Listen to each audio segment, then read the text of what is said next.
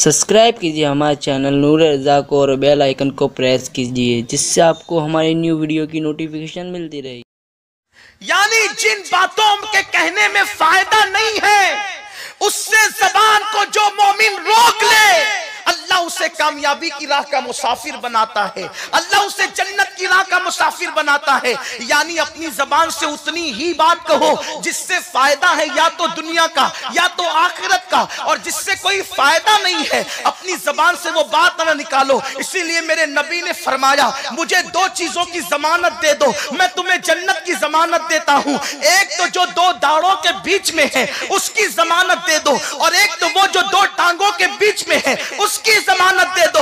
तुम मुझे दो चीजों की जमानत दो, मैं तुम्हें जन्नत की जमानत देता हूं। अल्लाह अकबर। इसीलिए अल्लाह तक पहुंचने की जो पहली सीढ़ी है, कम खाना, कम सोना और कम बोलना, और ये तीनों हमारे अंदर नहीं है। ये पहला जीना है खुदा तक पहुंचने का। कम खाओ, कम सो, कम बोलो। अपना हाल तो यह है कि दिन में 6 टाइम खाते हैं, 3 टाइम अलग।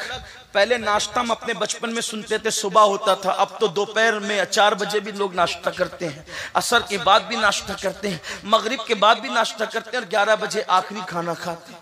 और कुछ लोगों को तो ये भी सुना है कि वो रात के 2 बजे आखिरी खाना खाते हैं। यानी इतनी मर्तबा बंदा खा रहा है, कोई लिमिट ही नहीं है। और ये भी शहवत है।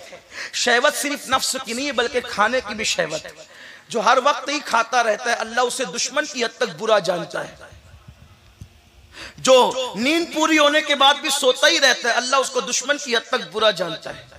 और जो बेहुदा बातें करता रहता है अल्लाह उसको दुश्मन की हद तक बुरा जानता है। हमारे बुजुर्गों ने तो यहां तक फरमाया कि अगर कोई चीज बनी हुई हो ना और उसके मुतालिक यह है कि ये क्यों बनी, इसमें कोई फायदा नहीं पूछने का, मत पूछा करो। अल्फाज जितने कम बोलोगे उतना आखिरत में फायदे में रहोगे। दुनिया में जितना कम कलाम करोगे उतना फायदे में रहोगे, क्योंकि जो कहा जा रहा है वो लिखा जा रहा है।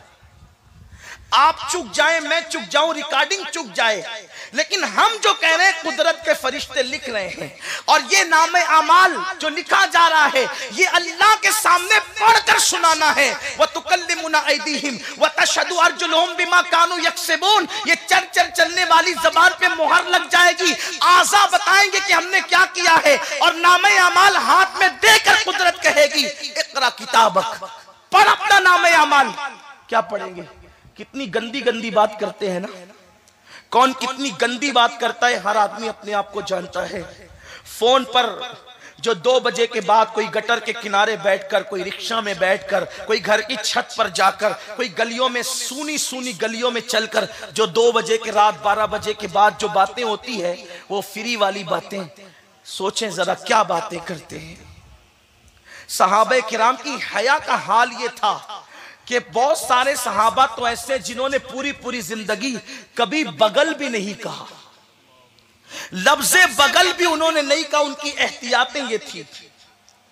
हया की बातें बहुत सारे सहाबा इस खौफ से अपनी बीवियों से भी नहीं करते थे कि फरिश्ते लिख लेंगे तो अल्लाह के सामने पढ़कर क्या सुनाएंगे। और वो कौन सी गंदगी है जो मुस्लिम जवानों की जबान से नहीं निकल रही है। कितनी गंदी गंदी गालियां, कितनी गंदी गंदी गुफ्तगू। बल्कि अब तो हम देखते हैं जो तबका नाम निहाद दीनदार कहलाता है, तन्हाइयों में उनको अपनी जबान पे भी कंट्रोल नहीं है। जो माने बातें, गंदी बातें, गलीज बातें, भूल गए खुदा को, अल्लाह को फरामोश कर गए। और सुन लो, अवाम के सामने मुत्तकी बनकर, अवाम से तकवे की सनद लेकर कभी कोई कामयाब नहीं हो सकता। तकवे की सनद अवाम से नहीं मिलती, तकवे की सनद कुदरत से मिला करती है। इन्ना अक्रमकुम इंदल्लाहि अत्काकुम। अल्लाह के नजदीक इज्जत वाला वो है जो अल्लाह से सबसे ज्यादा डरने वाला है। सहाबा कहते हैं हमने हुजूर की जबान से, तवज्जे, साहबा कहते हैं हमने हुजूर की जबान से उनकी शान के खिलाफ कभी कोई कलाम नहीं सुना। हुजूर शदीद गुस्से में जब सबसे सख्त जुमला फरमाते थे, शदीद से शदीद गुस्से में जो सबसे सख्त जुमला फरमाते थे, वो ये कहते थे तेरी नाक खाक आलूद हो जाए, इससे ज्यादा सख्त जुमला हमने अल्लाह के रसूल से नहीं सुना। तेरी नाक खाक आलूद हो जाए, या फिर यूं कहते थे कि तेरी मां तुझ पे रोए। लेकिन आज अपनी ज़बानें, बल्कि लोग तो अपने बच्चों को मां बहन की गाली देते हैं। कुरान कहता है कामयाब मोमिन की दूसरी सिफत है कि वो अपनी जबान से लग़वियात नहीं बकता, अपनी जबान से गैर मुफीद बात नहीं करता। इसीलिए आका फरमाते हैं या चुप रहो, खामोश रहो, चुप रहो, या फिर ऐसी बात कहो जिससे लोगों को इबरत हो। अल्लाह का जिक्र करो, हिकमत की बात करो। और एक खास बात, जो बंदा चुप रहना सीख गया उसके दिल को अल्लाह अपनी मोहब्बत के लिए खोल देता है। हाँ, ये खास बात है। इसलिए कि जिसको जितना यार का पता मिलता है वो अपनी जबान उतनी बंद करता चला जाता है। जिसको अल्लाह की मोहब्बत, देख लें आप जितने भी असलाफ हमारे हैं, सरकार गरीब नवाज के मलफूजात आप देखें, अच्छी बात कहते थे फिर भी 10 मिनट से ज्यादा का नहीं है। ये तो हम लोग हैं कि जो बड़ी माजरत करते करते और आखिरी बात करते करते कभी कभी 1.5 घंटे तक आपको पहुंचा देते हैं। लेकिन अल्लाह वालों की शान क्या थी।